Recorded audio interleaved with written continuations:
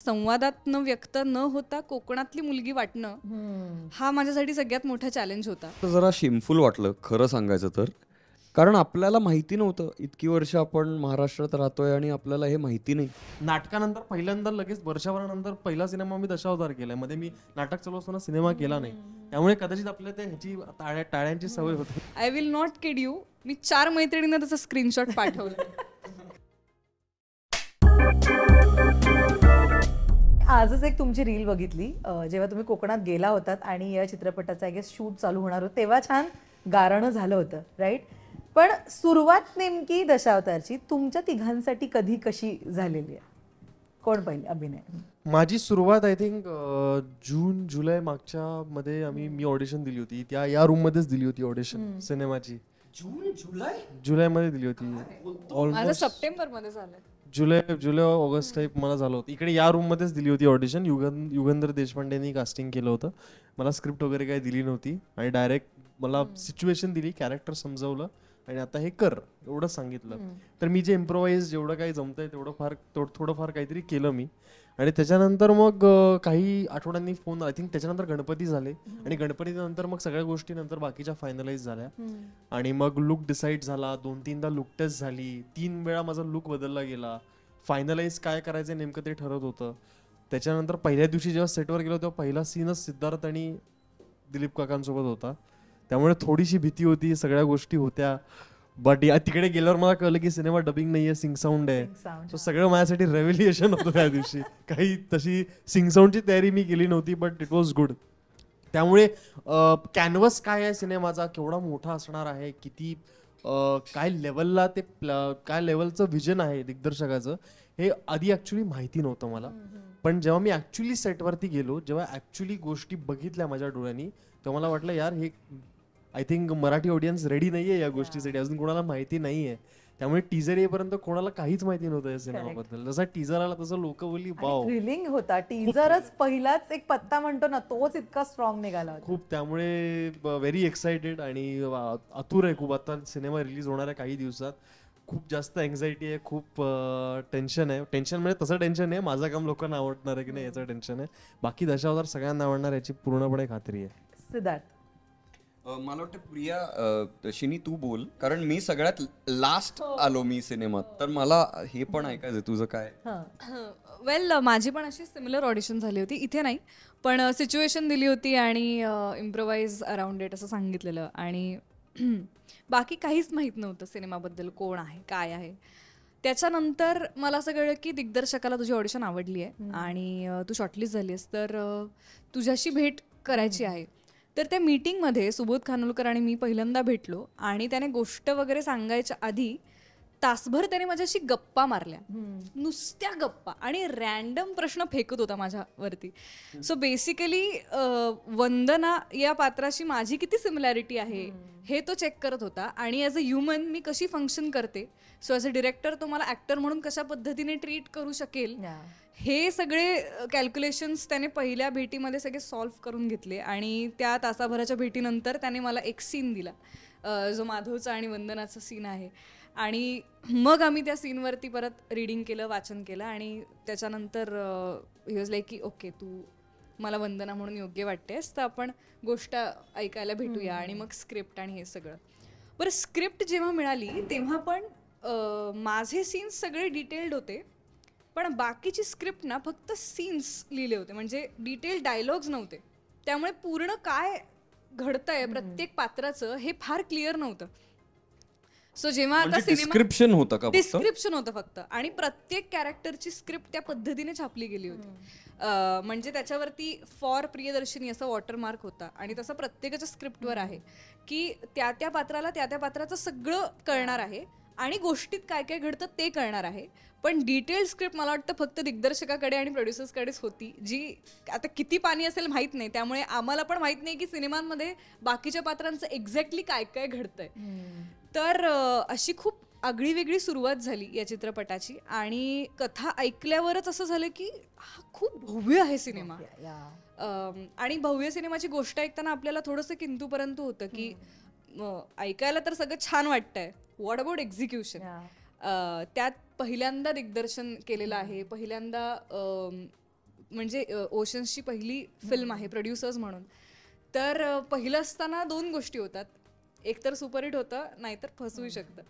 तर पण मला वाटतं की हा ट्रेलर आणि टीजर आणि पोस्टर आणि सगळं पाहता इतके तयारीचे होते हे सगळेच की त्यांच्याबरोबर काम करताना असं वाटलं सीझन्ड आहेत आणि वर्षानुवर्ष हे करत आलेत.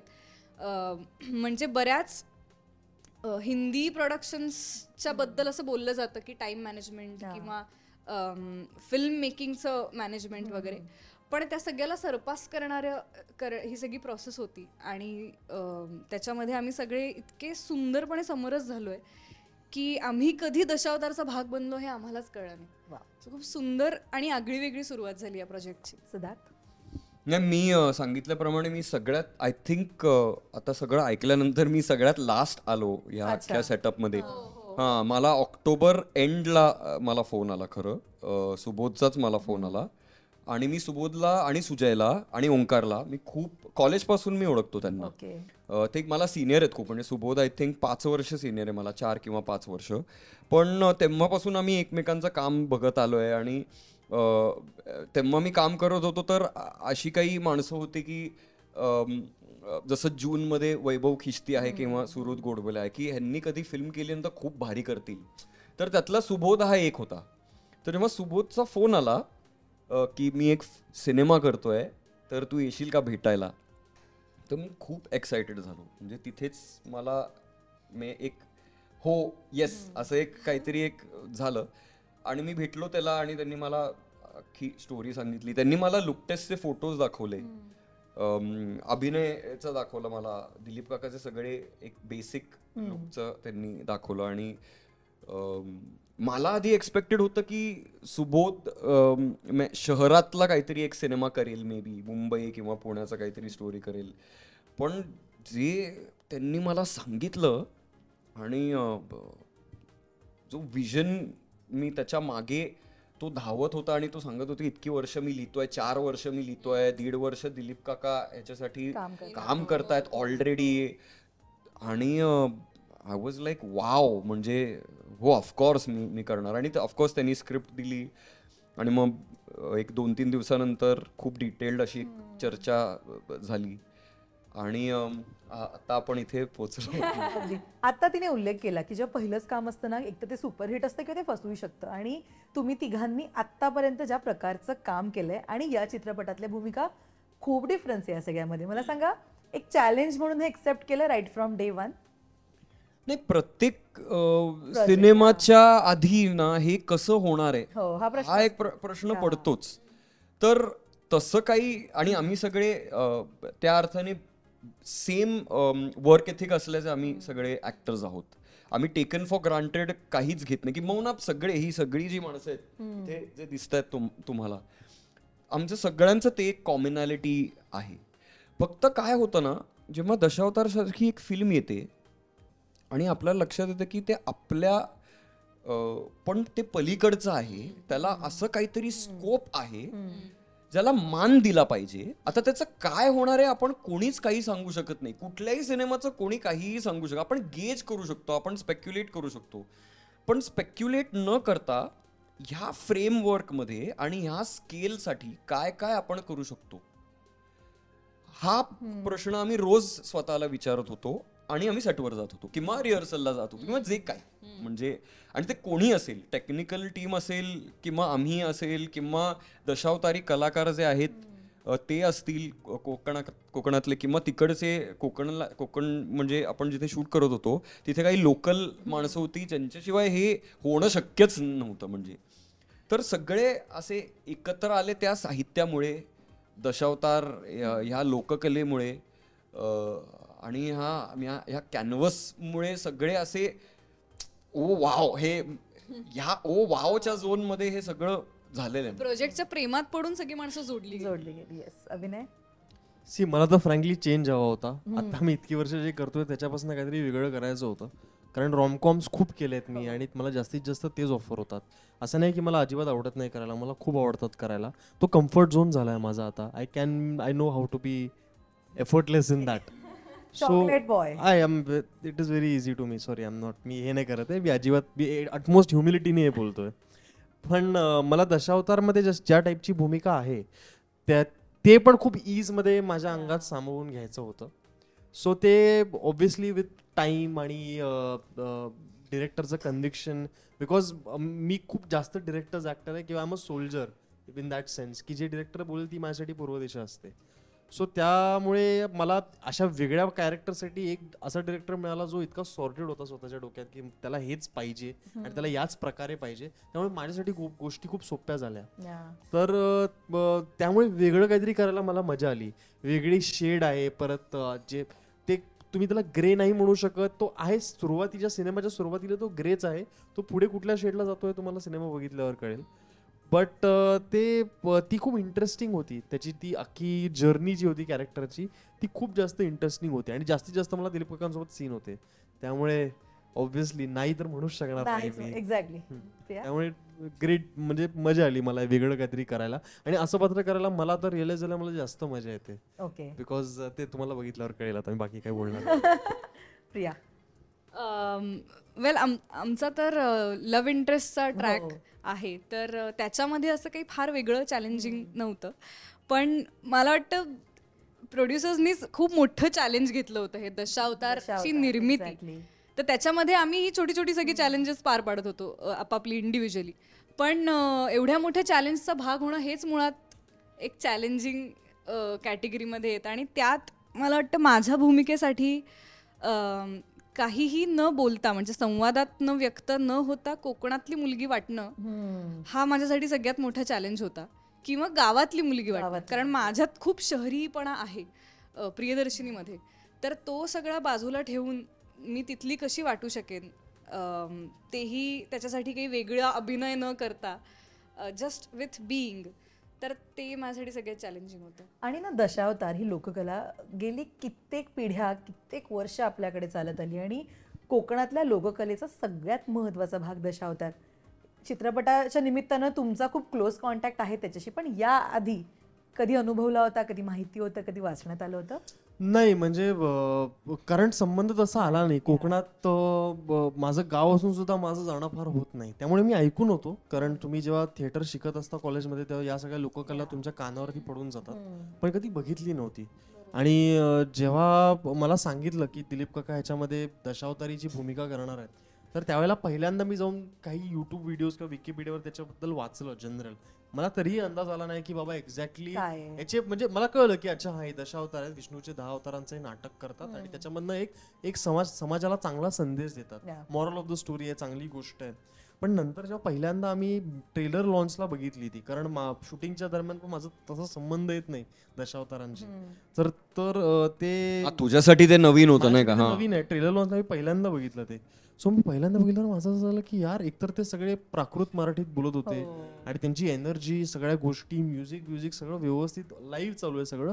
नंतर मला कळलं की त्याची स्क्रिप्ट नसते, ते सगळं इम्प्रोवाइज असतं, ते ठरवून करतात. प्राकृत मराठीत गोष्टी इम्प्रोवाइज करणं हे खूप डिफिकल्ट आहे.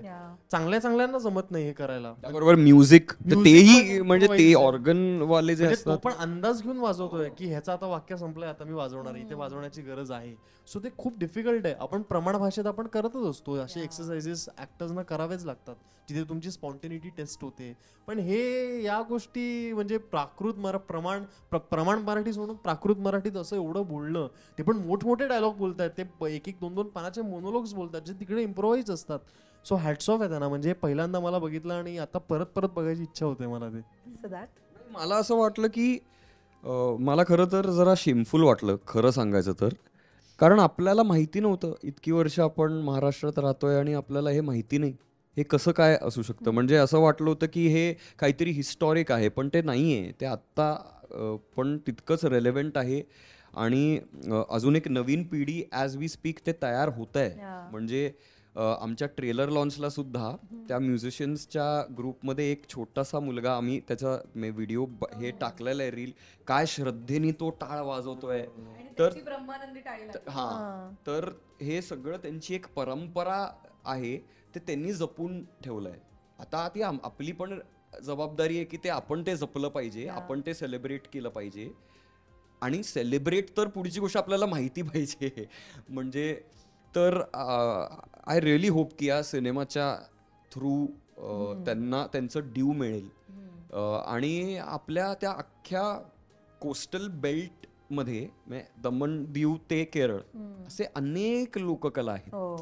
तर आम्हाला ह्या दरम्यान असंही वाटलं की नाही, जरा भारत एक्सप्लोअर केलं पाहिजे अजून. आपण खालती जाऊन फक्त रिसॉर्टमध्ये राहून पार्टी करून ते न करता जरा काय आहे आपल्या जमिनीत, आपल्या माणसात, मातीत. आणि मुंबईत आपण राहतो आणि मुंबईच्या एका बबलमध्ये राहतो, तर तेवढं नाही आहे आयुष्य, त्याच्या पलीकडे खूप आहे. ओडिसा आणि या सगळ्या. दशावतारी प्रकार जसं तो म्हणाला की कॉलेजमध्ये असताना एक अभ्यासला जातं, त्यामुळे माहिती होता. आणि हास्य जत्रेतल्या कलाकारांमुळे या प्रकाराबद्दल मला जास्त माहिती मिळाली. कशा पद्धतीने परफॉर्म होतं किंवा त्या पद्धतीचे संवाद काय असतात वगैरे. पण बघणं पहिल्यांदाच झालं आणि त्यांचे काही एथिक्स पण कळले. म्हणजे फॉर एक्झाम्पल नांदी असते सुरुवातीला आणि शेवटी भैरवी असते आणि मध्ये दशावतार प्रकार घडतो. आता तो किती तास चालेल हे कोणालाच माहित नसतं, कारण ते इम्प्रोव्हाइज्ड असतं. तो कसा रंगतोय त्यावर त्याचं ड्युरेशन आहे. पण नांदी मधला कलाकार हा नांदी झाल्यानंतर जर त्याचं पुढे काही नाहीये तरी तो मेकअप नाही काढत, तो निघून नाही जात किंवा तो समोर नाही बसत, तो तिथेच थांबतो भैरवी होईपर्यंत. तर असे काही त्यांचे एथिक्स, त्यांचे वर्क एथिक्स म्हणता येईल, कळले या निमित्ताने. आणि त्यांची काय शिस्त आहे आणि त्यांना काय वाटतं त्या कला प्रकाराप्रती ह्याची पण जाणीव झाली. तर मला वाटतं ते खूप जास्त ओव्हरवेल्मिंग आणि नवीन होतं माझ्यासाठी.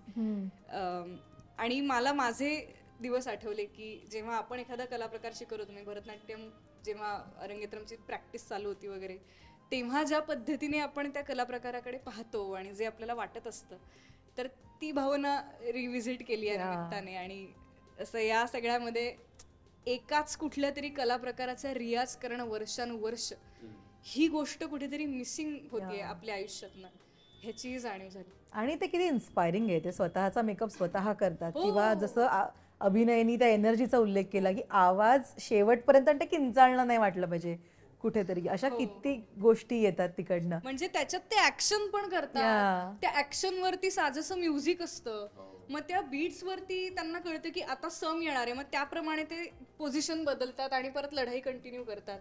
असं त्यांचं ट्युनिंग इतकं सुंदर आहे बघायला आणि ते अचंबित करणारे की हे आत्ता इम्प्रोव्हाइज होत आहे.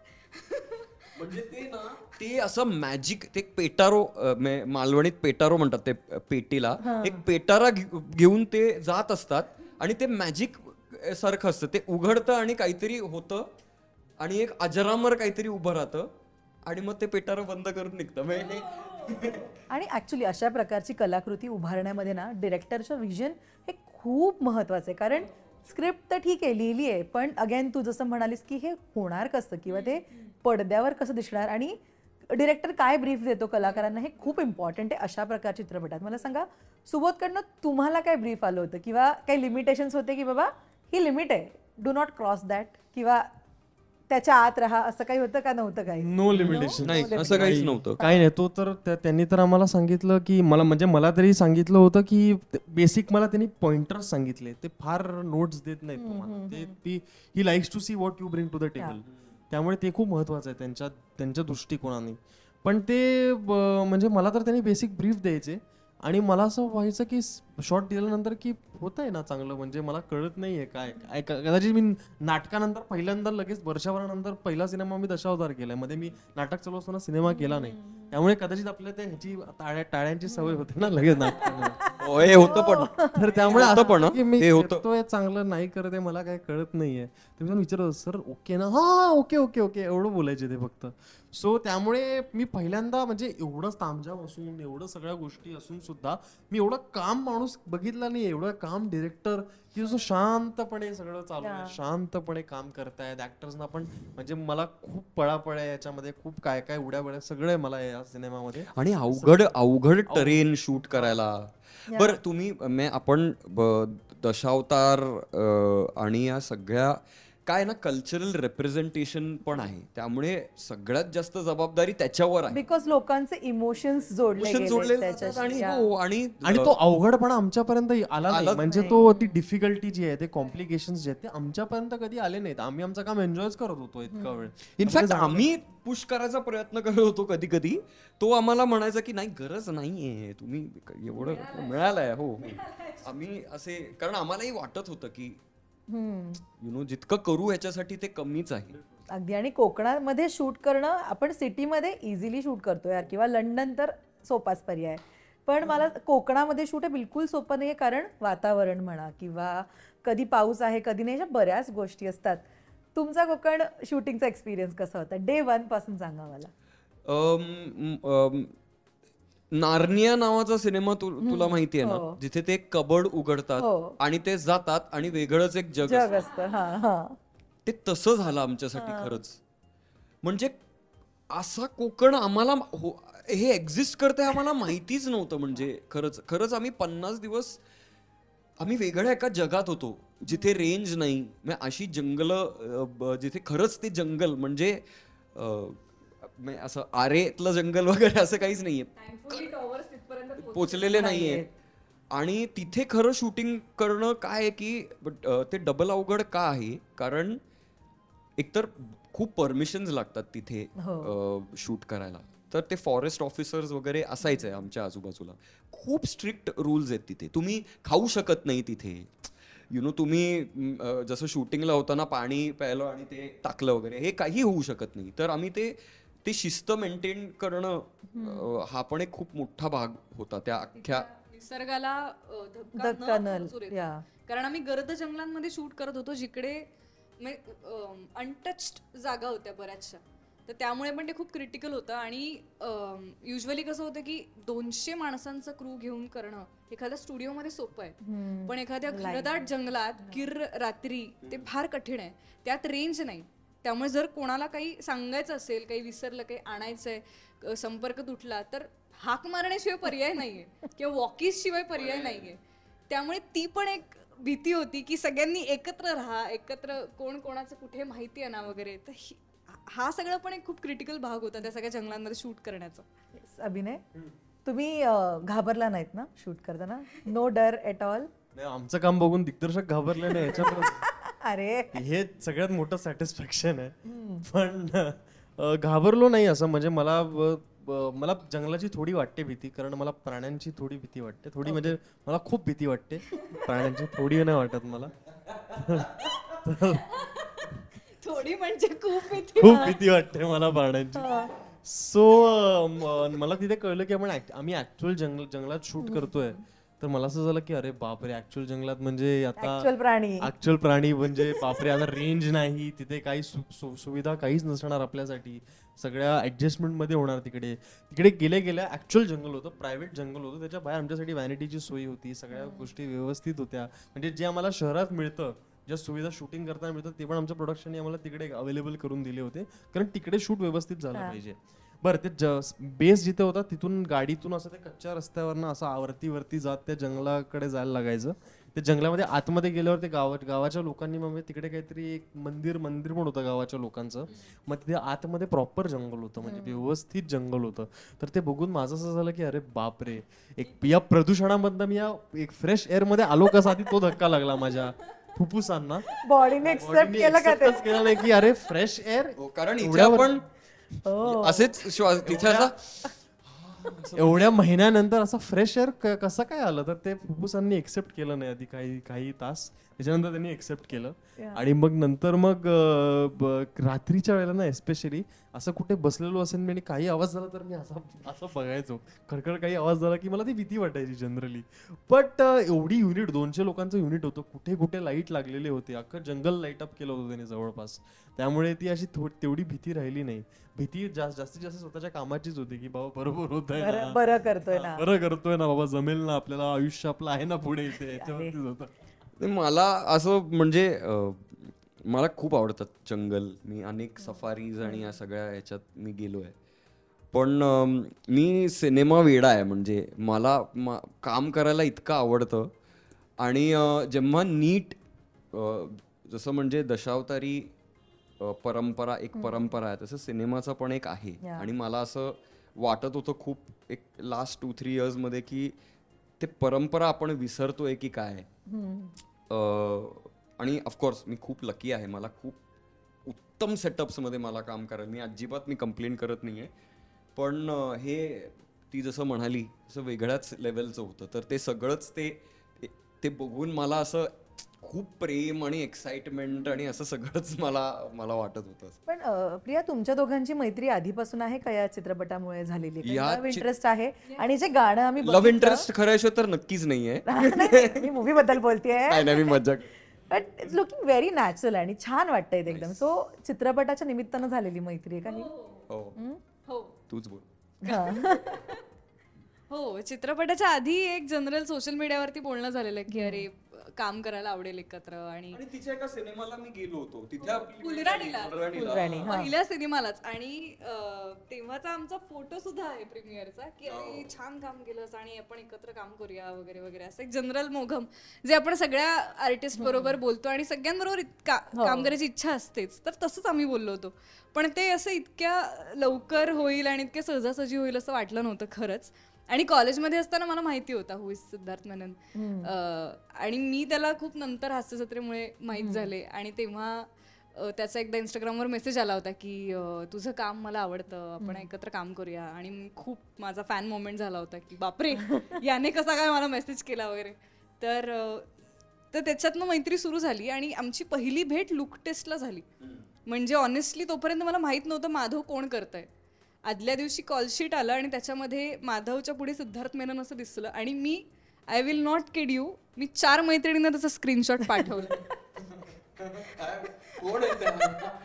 ते मी नाही सांगू शकत. 4 मैत्रिणींनी कमेंट करा,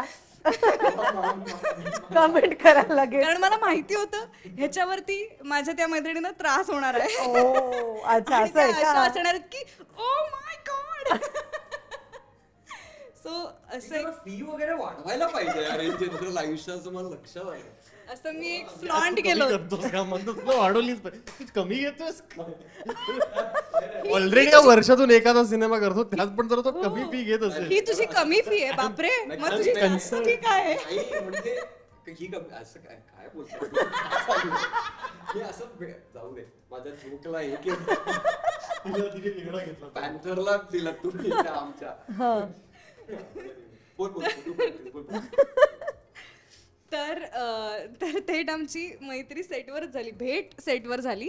आणि पहिलाच सीन आमचा लुक टेस्टच्या वेळेस सगळ्यात क्रुशियल सीन जो आहे आमचा फिल्म मधला, तो दिग्दर्शकाने करायला लावला, ज्याच्यामध्ये मॅक्सिमम आम्हाला प्रेम व्यक्त करायचं एकमेकांबद्दल. आणि म्हणजे काय म्हणतात, ग्राफमध्ये तो सगळ्यात कठीण सीन होता. तर सुरुवातच तिथनं झाल्यामुळे पुढचं सगळं खूप सोपं झालं. आणि म्हणजे Siddharth is very easy to work with. त्यामुळे असं काहीच त्याच्यामध्ये पटकनच मैत्री झाली अशी 0 सेकंदात. आणि काहीच एफर्ट्स नाही लागले एकत्र काम करण्यासाठी किंवा त्या केमिस्ट्री डेव्हलप करायला वगैरे. So it was very mutually आणि खूप ओपननेस आहे त्याच्यामध्ये. ते काही आडेवेडे न ठेवता तो काम करतो, त्यामुळे खूप सोप्या होतात गोष्टी. क्या बात. आणि या चित्रपटाची अनाउन्समेंट झाली आणि पहिल्यांदा ना पोस्टर टीजर आलं आणि ज्याच्यावर आपण दिलीप काकांना बघितलं आणि ओळखणं अशक्य होतं की बाबा ही व्यक्ती आहे कोण. इतकं कमाल केलंय मेकअप, त्या लुकमध्ये, त्या मेकअपमध्ये इतकं सुंदर आहे. तुम्ही तर 50 दिवस काम केलंय त्यांच्याबरोबर. मला सांगा कसे आहेत ते सेटवर, तुमचे अनुभव कसे आहेत, कोण सांगेल? ते भयानक.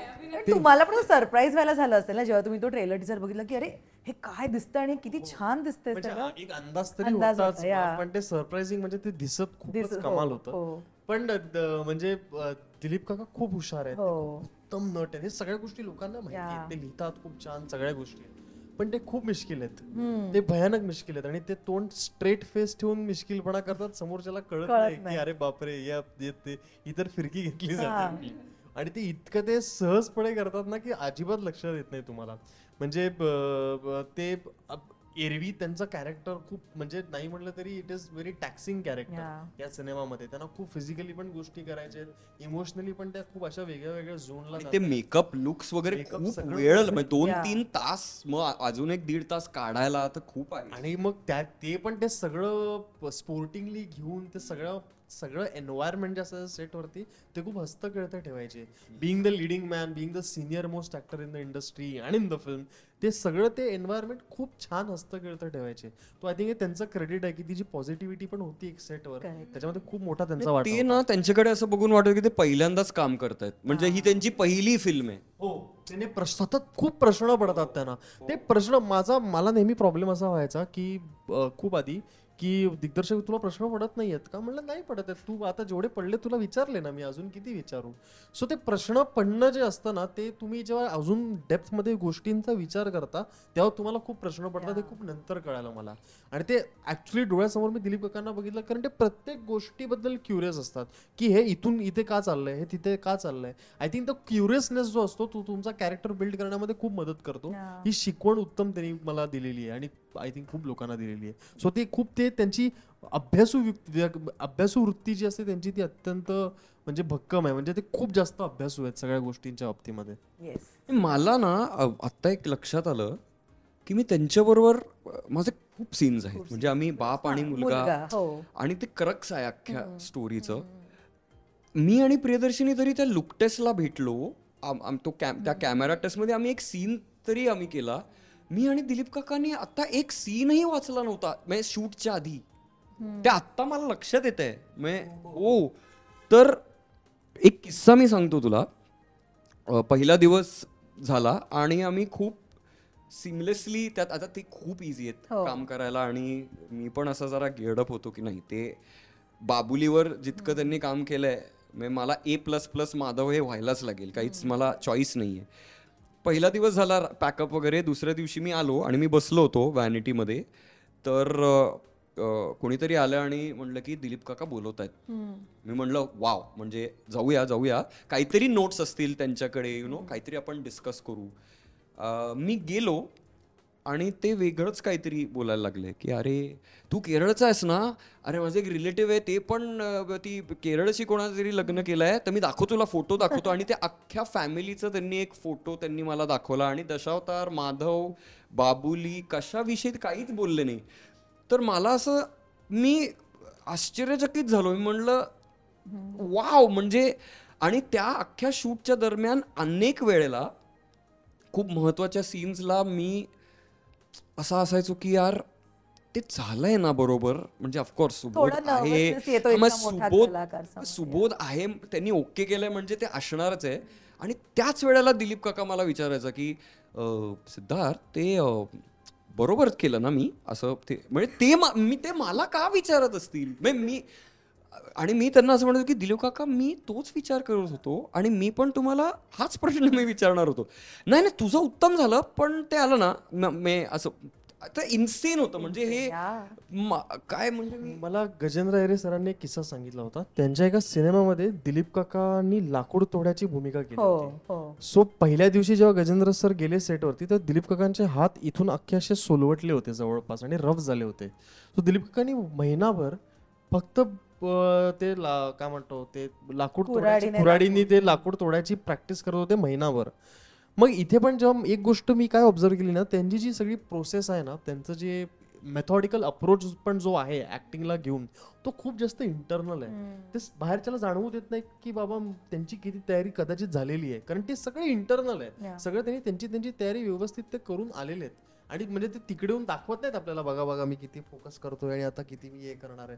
He is internalised everything so much की ते इतकं त्यांच्या सबकॉन्शियस मध्ये रूट होतं की जेव्हा डिरेक्टर ऍक्शन बोलतो ते आपाप समोर येतं. सो ते आय थिंक इतके सिनियर ऍक्टर्सना मी बघतो ते एवढे स्विच ऑन स्विच ऑफ यासाठी असतात ना, कारण त्यांनी आधीच ते इतकं जगून ते इतकं ते सबकॉन्शियस मध्ये त्यांच्या गेलेलं असतं, ते विचार करत करत त्या आणि या सगळ्या गोष्टींमध्ये की ते नंतर आपाप इझिली खूप बाहेर येतं. सो ते खूप शिकण्यासारखं होतं त्यांच्याकडे. आणि ते हट्टी नाहीयेत. म्हणजे काय होतं ना, कधी कधी आपण करणार असतं नाही, म्हणजे आपण प्रेप करतो, पण ओपन राहायला पाहिजे की मे बी काहीतरी वेगळा एक टेक येईल दिग्दर्शकाकडून, किंवा शॉट अशा प्रकारे लागेल, कारण आपण प्रेप करताना आपल्याला शॉट डिव्हिजन माहिती नसतं आणि ते माहिती नकोय, म्हणजे it should not be, we should not know की काय शॉट डिव्हिजन आहे. ते तिथे जाऊनच ते एक 3rd 4th लेअर तिथे क्रिएट होतं.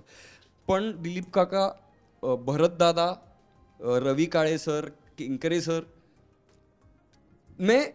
ते इतके, even Tawde sir, Sunil sir, ते इतके प्रेप्ड असून सुद्धा ते इतके ओपन आहेत ना, आणि ते इतके एक्साइटेड आहेत. म्हणजे भरत दादा, he was like a child, माहितीये. मी त्यांना पहिल्यांदा बघितलं त्यांच्या लुकमध्ये, आणि as a fan me excited होतो. म्हटलं भरत दादा, तुम्हाला असं बघून मला आनंद होतोय. तर ते पण असे होते की नाही, मला करायचं आहे यार, मला पण वेगवेगळं काहीतरी करायचं आहे, मला पण तू सांग कसं चाललंय, तू आता 10 दिवस आहे, मी आत्ता आलो, मला सांग. तर ते ऐकत बसायचे, ते इतके ओपन होते. म्हणजे रवी काळे सर हे साऊथमध्ये ते 200 ते आय थिंक काहीतरी 250-300 सिनेमे त्यांनी केलेत, पण ते पण येऊन काहीच बॅगेज घेऊन येत नाही. म्हणजे हे सगळे संस्कार, हे सगळ्यांची ज्यांची तू नावं घेतोस ना, एकच संस्कार आहे, ते व्यावसायिक नाटकाचे. व्यावसायिक फ्लेक्सिबल करतं ना तुम्हाला व्यावसायिक नाटक, कारण तुम्हाला एक बसवलेलं एका साच्यात बसलं, एका बॉक्समध्ये तुम्हाला जरी बसवलं असलं तरी प्रत्येक प्रयोगाला तुम्हाला वेगळे प्रयोग करायचेच आहेत. सो ते त्यांच्यावरती सगळ्यांवरती ते सिमिलर संस्कार आहेत, आणि म्हणूनच त्याला प्रयोग म्हणतात. एक्झॅक्टली. अनेक प्रयोग केल्यामुळे, अनेक नाटकं केल्यामुळे, अनेक पात्र केल्यामुळे ती अजून ती भूक मरत नाही त्यांची. आय थिंक मराठी कलाकार इन जनरल ह्याच्याचमुळे जरा आउटशाईन करतं सगळीकडे. साठी मराठी कलाकार आहेत, कारण इतके नाटकाचे संस्कार आहेत, इतक्या सगळ्या गोष्टी, इतकं नाटक रूटेड आहे, लोककला इतकी रूटेड आहे आपल्यामध्ये.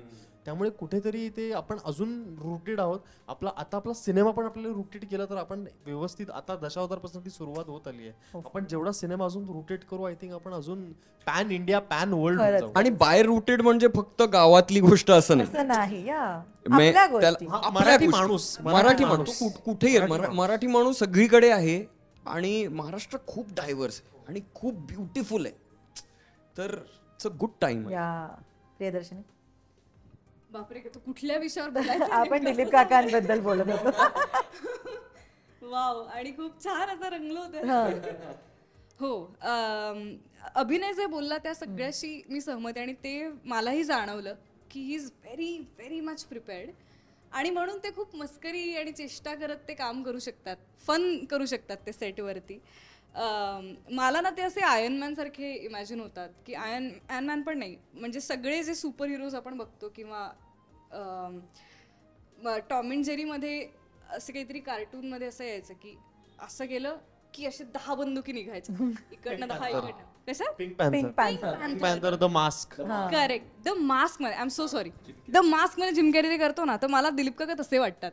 त्यांच्याकडे इतके टूल्स आहेत अभिनयाचे, म्हणजे असे ते बसल्या बसल्या त्यांचे पत्ते टाकू शकतात, आणि पत्त्यांमध्ये तरी 52च पत्ते असतात त्यांच्याकडे. काय माहिती किती आहे, लाखो आहेत. तर म्हणजे ब्रीदिंग टेक्निक्स असो, चेहऱ्याच्या हालचाली असो, बॉडी लँग्वेज असो, मग प्रॉप्स बरोबर इंटरॅक्ट करण्याची पद्धत असो, अशा प्रत्येक डिपार्टमेंटमध्ये त्यांच्याकडे एवढे टूल्स अँड टेक्निक्स आहेत की त्याचा मिक्स अँड मॅच करून त्यांच्याकडे अगणित कॉम्बिनेशन्स आहेत इमोट करण्यासाठी. आणि म्हणजे ते जाणवतं, त्यांच्याकडे बघून ते जाणवतं की यांच्याकडे खूप शक्यता आहेत काहीही परफॉर्म करण्याच्या. एखादं वाक्य म्हणण्याच्या यांच्याकडे एवढ्या शक्यता आहेत की त्याच्यामुळे ती व्हरायटी त्यांना कॅरेक्टर्समध्ये पण आणता येते, आणि एखाद्या सीनमध्ये पण तेवढी व्हरायटी ते अप्लाय करू शकतात. तर अर्थात तो इतक्या वर्षांचा त्यांचा अभ्यास आहे आणि रियाज आहे, पण ती खूप मोटिवेटिंग गोष्ट आहे. असल्यामुळे कुठे पॉजेस, कॉमा, फुल स्टॉप, ते सगळं त्याचं ज्ञान उत्तम आहे त्यांच्या ह्याच्यामध्ये, त्यामुळे ते इझिली त्यांना ते वाक्यांमध्ये व्हेरिएट इझिली करता येतं. आणि तो जे म्हणाला की ते सतत प्रश्न विचारायचे, तर ते संवादात पण आहे का आणि आहे काय ह्याच्यात पण ते विचार करायचे की नेमकं ह्यातलं आत्ता काय गरजेचं आहे आणि ह्याच्यातनं काय वेगळे अर्थ निघतायत. तर प्रत्येक वाक्याला, म्हणजे जेव्हा मी तालीम करायचो सीनच्या आधी, तर ते एखाद्या वाक्याला मध्येच असे अडकायचे की एक मिनटं, हे मी असं घेऊन बघतो, असं मनात वाक्य म्हणून ते वेगळ्या पद्धतीने घ्यायचे, आणि मग मध्येच सुबोध मला सांग, इथे आपण हे असं करतोय तर याच्या आधी हे झालंय ना, वगैरे वगैरे, असं त्यांना शेवटच्या क्षणापर्यंत त्यांचं आणि चालू ऍट द होतं. एज ऑफ 81 एवढी एनर्जी टिकवून काम करणं सोपं नाही यार. म्हणजे 18 18 मी ते इंट्रो मध्ये मगाशी म्हणाले 81 वर्षाची तरुण व्यक्ती. खरंच, बिकॉज इतकी पॉझिटिव्हिटी आणि तो उत्साह की हा आपला कितवाही प्रोजेक्ट असू देत बट त्याला पहिल्यासारखंच ट्रीट करायचं हे जेन्युअनली खूप इन्स्पायरिंग आहे. आता तुम्ही मला अनुभव सांगताय पण या चित्रपटाच्या निमित्तानं असे कमाल सीन्स तुमच्या वाटायला आले असतील जे आम्ही सगळे बघू 12 तारखेला. पण मला सांगा की या सगळ्या स्क्रिप्टमधनं एखादा असा सीन असतो बाबा की जो आपला पर्सनल फेवरेट असू शकतो. मे बी एक तर तो खूप टच झालाय किंवा तो परफॉर्म करण्यासाठी कठीण आहे. असा कोणता सीन आहे दशावतारमधला? तिघांसाठी वेगवेगळा असेल मे बी तो, की बाबा हाच बस. काम कर, पोस्ट रिलीज तू माझ्यासोबत अजून एक इंटरव्ह्यू कर, आम्ही तुला सांगतो. कारण माझा मी सीन सांगितलं तर स्पॉइलर मिळेल. माझंही ओके, जे खूप कठीण होता. तरी पण म्हणजे जे काय आता प्रेक्षकांना आम्ही दाखवलंय त्यातनं मी सांगतो. चालेल चालेल. हा एक तर दोन आहेत माझ्यासाठी. एक तर थँक गॉड आजच त्यांनी हे केलंय, बाप बाप बाप औशीचो घो या गाण्याचा शेवट जो भाग आहे त्याचा ते व्हिडिओ त्यांनी टाकलाय की छोटा माधव आणि यंग बाबुली असं त्यांनी दाखवलेलं आहे. तर असा एक शॉट आहे त्या रीलमध्ये. आज तुम्ही जाऊन बघा दशावतार फिल्म किंवा आमच्या कोणाच्याही पेजेसवर ते आहे की एक यंग बाबुली छोटा माधवला तो भरवतोय आणि ते परत कॅमेरा त्या ताटाकडे येतं आणि दिलीप काका मला भरवत आहेत. हा एक मोमेंट आलाय. आणि आमचं दोघांचं गाणं ऋतुचक्र. दोन हे होते. एकतर कठीण पण होते, म्हणजे जे सगळ्यात खास होते ते सगळ्यात कठीण होते. एकतर जो आहे जो सिनेमात कळेल आणि दुसरं म्हणजे गाणं. कारण this was not typically portrayed romance. एक टायटॅनिक पोज किंवा एक धावत येते आणि मग छातीवर डोकं ठेवून मिठी मारते वगैरे असे टिपिकल मॉन्टाजेस नव्हते याच्यामध्ये. सुबोधला खूप पर्टिक्युलर काहीतरी बघायचं होतं. म्हणजे एकतर ती गावातली लव्ह स्टोरी वाटली पाहिजे, त्याच्यामध्ये मुलगी लीड घेणारी वाटली पाहिजे. तो तिच्या प्रेमात का आहे ह्याची कारणं प्रेक्षकांना सापडली पाहिजेत आणि ती त्याच्यासोबत का आहे किंवा त्याच्या प्रेमात का आहे ह्याची कारणं देखील सापडली पाहिजेत. आणि म्हणजे स्लाइस ऑफ लाईफ आपण म्हणतो ना तशा गोष्टींमधनं ते कसं प्रेम व्यक्त करतात एकमेकांकडे. तर हे सगळं जुळवणं फार कठीण होतं. त्यात एवीचं म्युझिक, त्याच्यावरती कोरिओग्राफी करणं इज अ टास्क. तर सोनिया परसुरे कोरिओग्राफ केलंय म्हणजे आय एम ग्रेटफुल की मला तिच्या अंडर काम करायला मिळालं. She is very particular about even little things. म्हणजे माझी फक्त एवढी मोमेंट होती त्याचे 7 टेक झाले कारण ते तिला हवं तसं होत नव्हतं. आणि त्याच्यामधनं ना म्हणजे एकतर ऍक्टर म्हणून तुम्हाला चॅलेंज केलं जातं पुन्हा पुन्हा की no you can do better, no you can do better. तर त्याच्यामुळे मी एक शार्पन होत गेले त्या अख्ख्या गाण्यात. आणि काहीतरी सापडलं. वंदना माधव हा एक एलिमेंट तर सापडलाच आणि वंदना पण मला कुठेतरी सापडली ज्याची शोधाशोध माझी चालू होती. आणि त्या गाण्याच्या शूट नंतर माझे खूप महत्त्वाचे सीन्स होते सिनेमातले, तर त्या सीन्ससाठी मला त्या गाण्याची खूप मदत झाली. कारण समहाऊ तिने क्रॅक केली ती केमिस्ट्री सोनियाताईने. म्हणजे आम्ही जे गाण्यात छान दिसतोय आणि जे लोकांचा प्रतिसाद मिळतोय that is all credit is सोनियाताईज. आणि आम्ही कुडाळवरून आम्ही मुंबईला आलो होतो एक दिवस रिहर्स करायला फक्त. आणि मग आम्ही परत गेलो आणि मग गाण्याच्या आदल्या दिवशी परत तिथे आम्ही रिहर्स केलं गाणं. आणि मग ज्या प्रिसिजनने त्यांनी आमच्याकडून ते गाणं शूट करून घेतलंय. म्हणजे ते रांगोळीचा एक शॉट आहे ज्याच्यामध्ये मी त्याला थांब थांब म्हणते आणि तो सिंगल शॉट आहे अख्खा, 1 टेक आहे तो. आणि मी येते आणि रांगोळी काढते त्याच्या भोवती हार्ट शेप आणि मग मी जाऊन त्याच्यात उभी राहते. आता ती रांगोळी येईच ना बरोबर.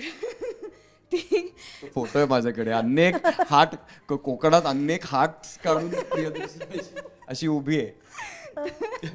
तर ते सगळं पण बीट वरती होणं अपेक्षित होतं. तर ही कोरिओग्राफी करणं एकतर खूप कठीण आहे. त्याच्यात तिने ते डान्सिकल पद्धतीने बसवलंय. म्हणजे त्या मोमेंट्स खूप तिने आमच्याकडनं इजने करवून घेतल्यात. पण त्या अशा नुसत्या करायला गेल्या तर ते म्युझिकल मधलं तो डान्स वाटतं. जसं आपण डायलॉग म्हणतोय का गातोय कळत नाही तसं आम्ही नाचतोय की आमचं जनरल वागतोय हे न करणारे तर सगळे स्टेप्स आहेत, तर ते फार खूपच अमेझिंग अनुभव आणि होता. एव्ही प्रफुल्लचंद्रचं म्हणजे गाण्याचं स्ट्रक्चर खूप वेगळं आहे.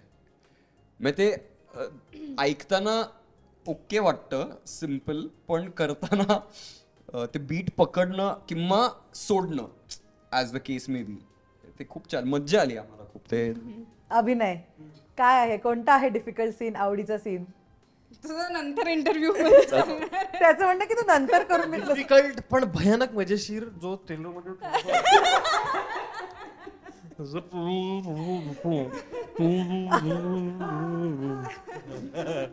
ट्रेलर मध्ये तुला दिलं जंगलात मी जो धावतोय, का धावतोय, कशासाठी धावतोय, कसं धावतोय, हे तुम्ही 12 सप्टेंबरला बघा. बघा 12 पण ते सप्टेंबरला. सगळ्यात मजेशीर सिक्वेन्सेस होते. तो अख्खा सिक्वेन्स माझ्यासाठी खूप मजेशीर आहे. अगदीच. आणि तयार झालाय चित्रपट, 12 तारखेला येतोय प्रेक्षकांच्या भेटीला. खरं तर अनेक कारणं आहेत हा चित्रपट बघायची. दशावतार ही कला, दिलीप सरांचं काम, तुमच्या सगळ्यांचं काम, कथा, अशा बऱ्याच गोष्टी आहेत. त्यातूनही मला तुमच्या तिघांकडनं एक एक कारण ऐकायला आवडेल. हा चित्रपट बघायला प्रेक्षक थिएटरमध्ये गेले तर आपल्याबरोबर बाहेर येताना काय घेऊन बाहेर पडतील? मी महिनाभर प्रॅक्टिस करतोय. मी म्हणतो चला येते मी. अरे खूपदा बोललो. दशावतार हा गूढ, देवत्व आणि थरार याचा महासंगम आहे. पण ह्यात तेवढंच नाही आहे, यात अजून खूप गोष्टी आहेत. पण तर तो कुठल्या गोष्टीचा महासंगम आहे, तर तो गूढ, देवत्व आणि थरारचा. पण त्याचबरोबर तुम्ही जेव्हा सिनेमा बघून बाहेर याल तेव्हा तुमच्याकडे शब्द नसतील, याची मी खात्री देतो. आणि आता मी हे कट केलं इंटरव्ह्यू मधनं तर मग that is your loss, not my. 1 महिना प्रॅक्टिस केली होती. येस सिद्धार्थ.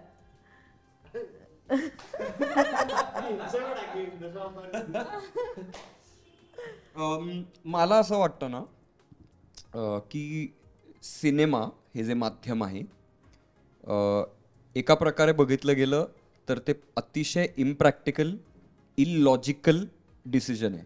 ते बनवणं, त्याच्यात काम करणं, ह्या सगळ्या गोष्टी.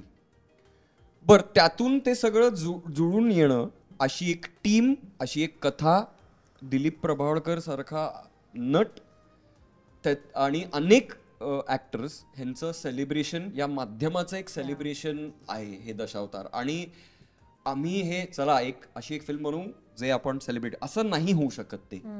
ते घडून येतं काहीतरी, त्याचं काहीतरी एक रसायन आहे जे आम्ही एक्सप्लेन करू शकत नाही. पण ते रसायन प्रेक्षकांशिवाय अपूर्ण आहे, ते नाही होऊ शकत. सिनेमा हे माध्यम, कुठलंही माध्यम, पण एस्पेशली सिनेमा हे माध्यम, तुमच्याशिवाय हे नाही पूर्ण होऊ शकत. तर आता सगळं जुळून आलंय आणि आम्ही तुमच्या समोर ते आम्ही ठेवतोय. तर 12 तारखेला या. तुम्हाला आवडेल हे आम्हाला वाटतंय, पण तो वेगळा भाग आहे. पण तुम्हाला सेलिब्रेट करायला काहीतरी नक्की मिळेल. आणि वर्षानुवर्ष दशावताराचं काहीतरी एक महत्त्व इंडस्ट्रीत राहील, फक्त मराठी नाही पण अख्ख्या भारत सिनेसृष्टीला. तर असं मला वाटतं. हो, आता या दोघांनी खूप सांगून झालेलं आहे. तर येस, ती सगळी कारणं आहेत. आधी बोलून झालं. हो हो, मी खूप सगळ्यात जास्त मीच बोलतो. पण मराठी सिनेमाची भव्यता अनुभवायला प्रेक्षकांनी थिएटरमध्ये यावं. आपण इतर भाषांच्या सिनेमांच्या भव्यतेची खूप कौतुकं करतो, तर मराठीमध्ये जेव्हा असे सिनेमे होतात तेव्हा मला वाटतं प्रेक्षकांनी त्याचाही अनुभव घेतला पाहिजे. ही अजिबात रड नाही आहे मराठी सिनेमा वगैरे वगैरे अशी, पण इट्स अ ट्रीट म्हणजे. आणि you are missing out on things. तुम्ही ही पर्वणी मिस करू नका. आणि त्याचं वाईट वाटेल तुम्हाला जेव्हा तुम्ही नंतर कधीतरी OTTवर किंवा फोनवर वगैरे हा सिनेमा बघायला घ्याल, तेव्हा तुम्हाला असं होईल, अरे यार थिएटरला होता ना तेव्हा बघायला पाहिजे. आणि असे चित्रपट मोठ्या स्क्रीनवरच बघायला तो अनुभव आहे. तर हा तो चित्रपट आहे जो मोठ्या स्क्रीनसाठी बनलाय आणि जो थिएट्रिकल एक्सपिरियन्ससाठी बनलाय. म्हणजे एकट्यात काहीतरी पाहणं आणि ग्रुपचा भाग होऊन काहीतरी पाहणं, ह्याच्यात खूप फरक आहे. तर मला वाटतं ह्या सिनेमाची गंमत वाढणार आहे जेव्हा तो लोकांमध्ये जाऊन बघितला जाईल. कारण याच्यामध्ये अशा अनेक गोष्टी जेव्हा आपल्याला आपला ऊर अभिमानाने भरून वाहणार आहे आणि आपण हसणार आहोत, आपण रडणार आहोत आणि तेव्हा आपण सगळ्यांबरोबर असणार आहोत. तर ही भावना पण खूप छान असणार आहे दशावतार पाहताना. त्यामुळे हा सिनेमा थिएटरमध्ये जाऊन नक्की बघ. तर चित्रपटाबद्दलची कारणं, तुमचे अनुभव तर मला कळले, तर या मुलाखतीचा शेवट जरा जाता जाता एक गारणं गाऊन करूयात का आपण? ओके, प्रयत्न करतो. चालेल. थोडस इकडे तिकडे झालं तर सांभाळ चुकबुल माफ. चलो. बा देवा महाराजा, आमचो चित्रपट दशावतार 12 सप्टेंबराक येतलो, तर तुमचा आशीर्वाद आणि प्रेक्षकांचा प्रेम आणि प्रतिसाद आमका मिळू दे रे महाराजा. होय महाराजा.